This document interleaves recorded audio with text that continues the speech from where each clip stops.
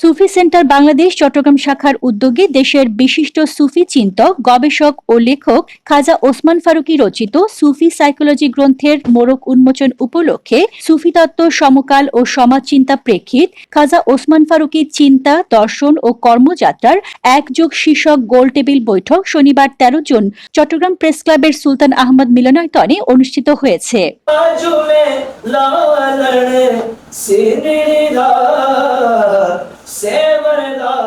ঢাকা বিশ্ববিদ্যালয়ের ফার্সি ভাষা ও সাহিত্য বিভাগের অধ্যাপক ডক্টর আব্দুস সবুর খানের সভাপতিত্বে আয়োজিত বৈঠকে প্রধান আলোচক হিসেবে বক্তব্য রাখেন চট্টগ্রাম বিশ্ববিদ্যালয়ের বাংলা বিভাগের অধ্যাপক ডক্টর মোহাম্মদ শেখ সাদি। তিনি তার বক্তব্যে বলেন, খাজা ওসমান ফারুকীর চিন্তা ও সাহিত্যকর্ম কেবল আধ্যাত্মিক জগতের মধ্যে সীমাবদ্ধ নয়, বরং ব্যক্তি, সমাজ এবং সভ্যতার নানা সংকটের প্রেক্ষাপটে তার নতুন চিন্তার দুয়ার উন্মোচন করে। বিশেষ অতিথি হিসেবে বক্তব্য রাখেন চট্টগ্রাম ওশখাইনেরী নুরিয়া বিশ্ব দরবার শরীফের সাজ্জান দানশীল মাওলানা মোহাম্মদ মঈনুদ্দিন নুরি আল কুরাইশি। সম্মানিত আলোচক হিসেবে বক্তব্য রাখেন চট্টগ্রাম বিশ্ববিদ্যালয়ের রাজনীতি বিজ্ঞান বিভাগের অধ্যাপক মোহাম্মদ আলম চৌধুরী, চট্টগ্রাম বিশ্ববিদ্যালয়ের ফার্সি ভাষা ও সাহিত্য বিভাগের অধ্যাপক ডক্টর মোহাম্মদ নূরে আলম, চট্টগ্রাম বিশ্ববিদ্যালয়ের ইতিহাস ও সংস্কৃতি বিভাগের চেয়ারম্যান অধ্যাপক ডক্টর মোহাম্মদ মোর্শেদুল আলম, চবি মনোবিজ্ঞান বিভাগের অধ্যাপক ডক্টর মোহাম্মদ শাহিনুর রহমান, চবি রাজনীতি বিজ্ঞান বিভাগের সহযোগী অধ্যাপক মোহাম্মদ ইসহাক। বিশেষ আলোচক হিসেবে মূল বক্তব্য রাখেন জাতীয় নাগরিক অধিকার ও নির্বাচন বিশ্লেষক এবং ডেইলি ক্যাপিটাল ভিউজের নির্বাহী সম্পাদক এস.এম. আবুল বরকত আকাশ। তিনি তার বক্তব্যে বলেন, সুফি সাইকোলজি গ্রন্থটি আধুনিক মনোবিজ্ঞান এবং ইসলামী আধ্যাত্মিক ঐতিহ্যের মধ্যে একটি গুরুত্বপূর্ণ সেতুবন্ধন রচনা করেছে। খাজা ওসমান ফারুকী এক এবং অদ্বিতীয়। অদ্যাবধি আমার দেখাতে বাংলাদেশে একটি তরুণ এবং উদয়মান আগামীর জন্য একটি মাইলফলক বলে আমি মনে করি। খাজা ওসমান ফারুকীর প্রত্যেকটা লেখাতে একটি বিষয় আমাকে খুব আকর্ষণ করে।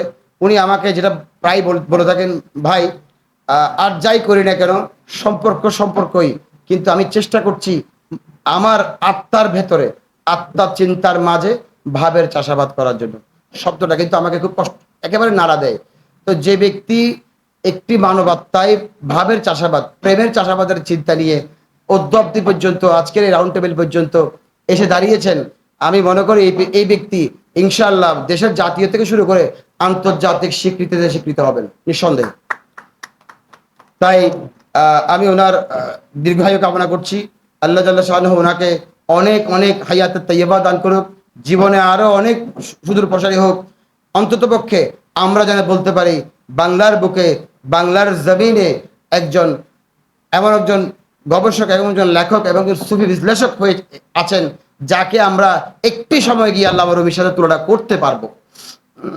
তো সেই যেহেতু ওনার অনেক সময় রয়েছেন, আমরা আশা করছি যে কতগুলো উনি গ্রন্থ বের করেছেন ওনার জীবনের শেষ মুহূর্ত পর্যন্ত যাতে হাজার পেরিয়ে লাখে চলে যায়, এতগুলো বই আমরা চাই যে বই দিয়েই শুধু একটি লাইব্রেরি হবে।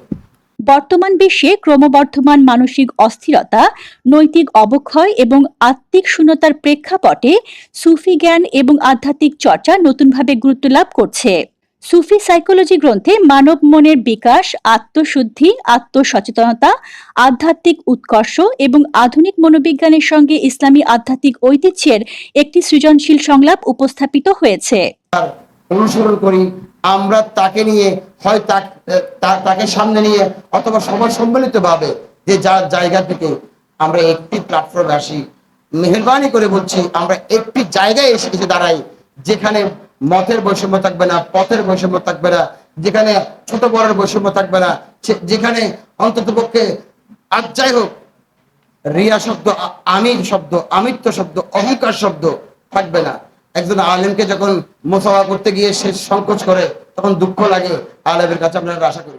Text report, news day 24।